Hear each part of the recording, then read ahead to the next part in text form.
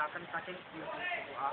Dinten wingi wonten ing Sengkang Budiku Semarang wonten acara debat calon ketua OSIS lan wakil ketua OSIS 2014 ngantos 2015. Kathahipun wonten telung patah. Sijipun debat ngelingi program ingkang dipun badhe lampahi menawi dados ketua OSIS. Acara menika dipunrawuhi kepala sekolah Bapak Ibu lan keluarga SMK Negeri 7 Semarang. Calon-calon ketua OSIS dijawab kanthi lancar. Acara mau dipun lajengake debat calon-calon ketua OSIS nganti visi lan misi ingkang sampun dipunipun sedaya sami sae. Ingkang nonton ugi kathah sanget katumal permen. Suatu kanthi pancen boten remen damel kerusuhan-kerusuhan.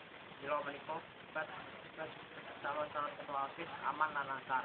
Siswa sampunipun mirsani debat calon ketua OSIS yo sami remen sampun sami rawuh dhateng TPS lan nyoblos milih piyambak. Sinten mawon ingkang mangkahipun dados ketua OSIS beliau sudah mendukung program-programipun di Universitas Semarang langkung maju boten ketinggalan sekolah-sekolah sanes.